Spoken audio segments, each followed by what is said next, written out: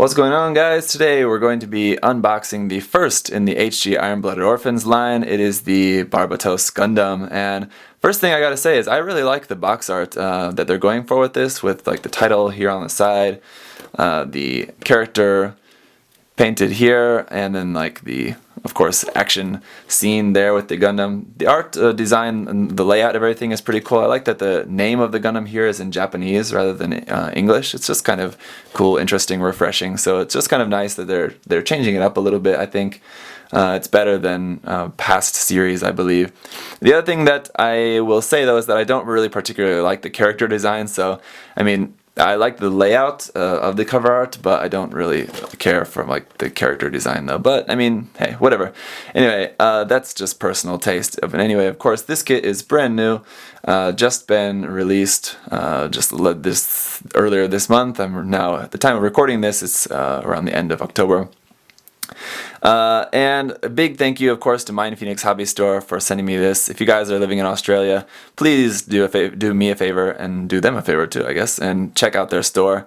If you're looking for this kit or other new kits, you can find that stuff there. So we're going to be building this, so then along with the Greys and the Orphans option set and all of that stuff. So there'll be a whole lot of different option parts and stuff, of course, that we can customize with this. I think that's kind of the name of the game that Bandai is going for with this series, is even more so maybe than the Build Fighters series, was the ability to customize these kits, because they are sharing that common inner frame, right? Now, that is one thing that should be special about this kit, is that I have heard and seen photos that it does have a fairly, mostly complete inner frame, so that's, of course, pretty unheard of for a high grade, so we'll have to see how that works out. Should be pretty cool. So let's get around to looking at the box. You guys are tired of just looking at the front there, although it is nice. Here on the side we can see that this is 001 in the series. How high that number is going to get, we'll just have to see, but I can imagine probably a great deal of kits coming out of this series, as long as it does well. Seems like it's off to a good start, I would say. Here on this, this would be the bottom here, we've got an action shot using that giant mace. I'm not sure exactly, let's see, what is the name of that weapon? Well, I'm not sure about that, let's just call it a mace anyway. Anyway, and then here, of course, we can use, we can take off the shoulder parts, do a little bit of part swapping again. It's all about the customization here. The other weapon that this is coming with is this really cool sword. I do like the look of this sword. It is a physical sword, but it is kind of a very modern style there, so that's pretty cool. It's not so like old style ninja samurai sword. And then our backpack, which again is going to be pretty customizable, I think, and maybe this is showing off some gimmick of how the backpack moves with the inner frame or something. I'm not sure. We'll have to see. And then just some more gimmicks about movement of the feet. It looks like there, the feet are pretty cool looking. And then action shot, and then customize here. It's just talking about the HG Iron-Blooded Orphans Greys parts that you can use on here, the shoulders or the that fork.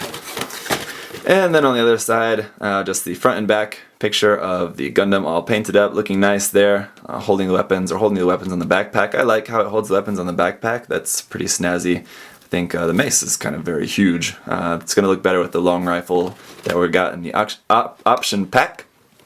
Here's a little bit about the character, the story, and then here we can see the list price, 1,000 yen. That's the other thing that I think is really great about this series.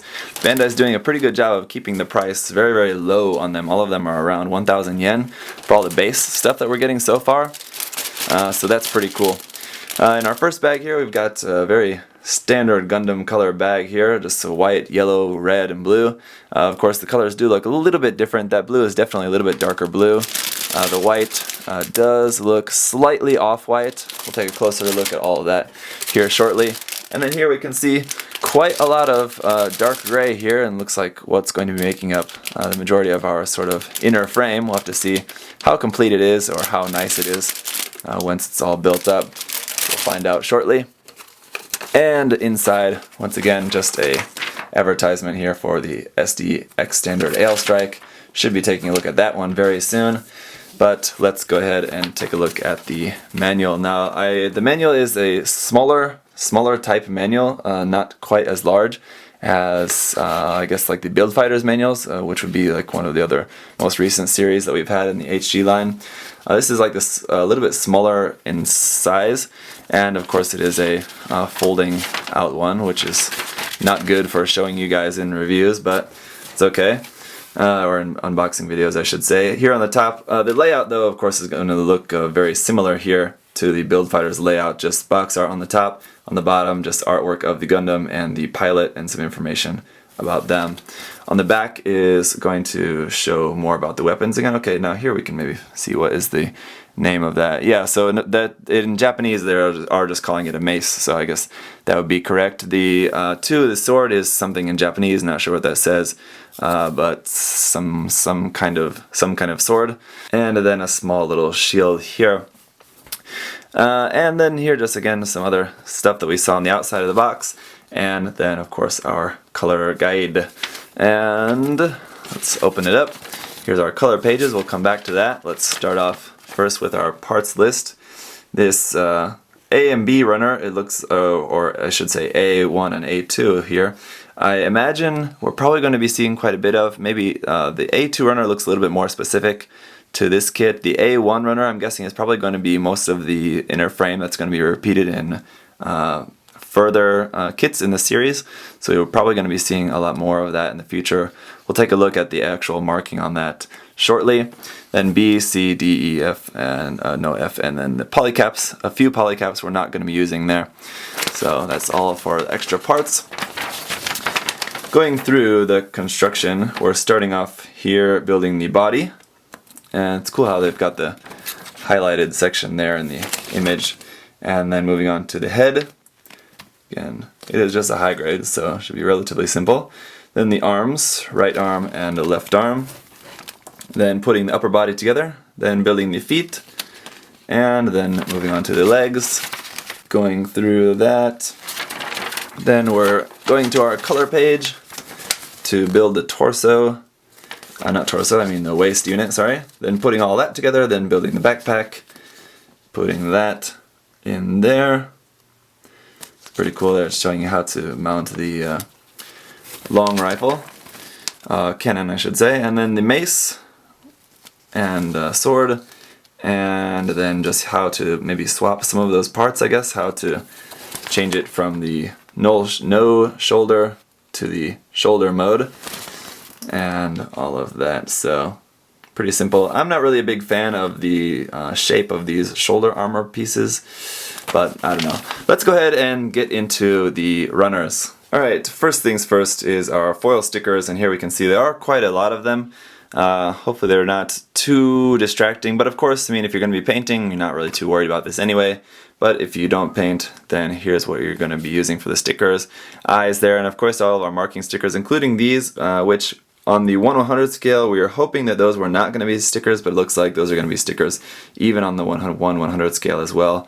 Again, you might want to just get at least some paint and just paint those in instead of using the stickers. But for the review anyway, for our purposes at the moment, I will use the stickers just to show you guys in the review. Now we also have our polycaps here, PC002, same polycap runner that we're used to in pretty much every recent HG. The difference here is that this is actually in a little bit different color. Now this is, instead of the normal gray, this is in a much darker, sort of brownish gray, similar to like the color that Bandai's been using for like some of the master grade inner frames, especially like the Hyakushiki 2.0, most memorably I guess, is in this sort of dark brown gray color.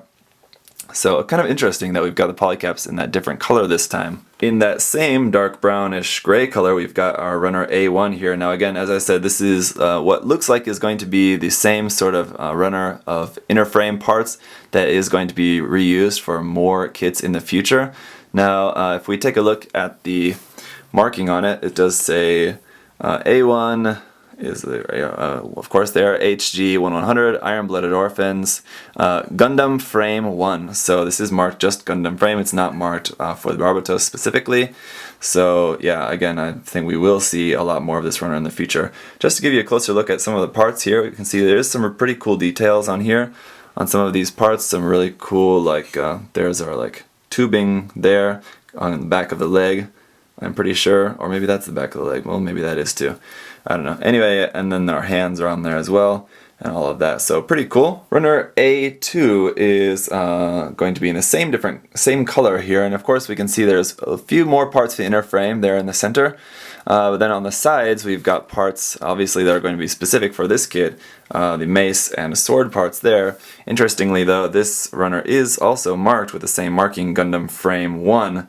So I'm guessing that these, you can see here, it looks like this part of the runner is made to be separated for like kits that are not going to be using that part.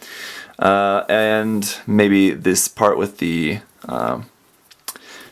mace as well. So I'm guessing we're going to see this runner again, but not in this whole form, probably in just some parts of it instead. So we'll just have to see when we get a few more kits on later on. Then runner B is going to be a big white runner. This runner is absolutely packed with parts. It looks like we've got 34 parts on here, and of course some of those numbers are repeated, so even more than that, probably something like 40 parts on here or something. So definitely absolutely packed runner here on runner B. This one is marked specifically for the Barbatos Gundam. Let's see, it is HG 1144 Gundam Barbatos. So this one is obviously going to be specific. Here's some of those details in the outer armor. There's our face pieces and backpack and all of that. Runner C is a small little runner here in yellow, just our accent parts. There's our very interesting V-fin for this kit. For some reason it looks like a boomerang to me.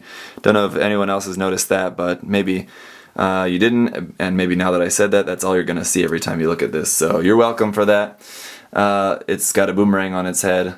It was my first thoughts when I saw it, and it's what I see every single time I look at it. Runner D is another small little runner just with our red parts, few parts for the feet, looks like the crotch piece I believe, as well as the chin piece as well. And then same deal here, runner E, very small, just 3 parts, and this is in a darker blue, not the standard regular kind of Gundam blue. This is definitely a little bit darker.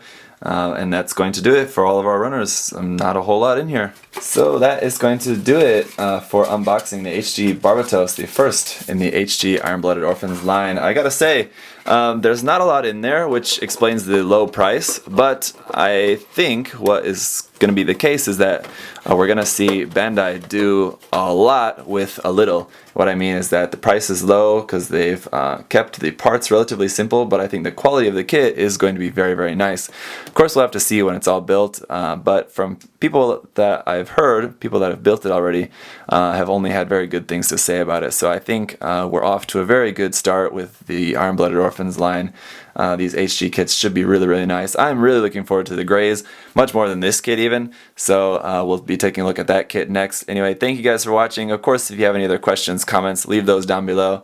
Something that I missed, I'm sure. I've only seen the first episode so far. I need to get caught up. Hopefully by the time this video is out, that maybe I'll try to be caught up in the series. Anyway, again, thanks for watching, guys. I'll see you next time.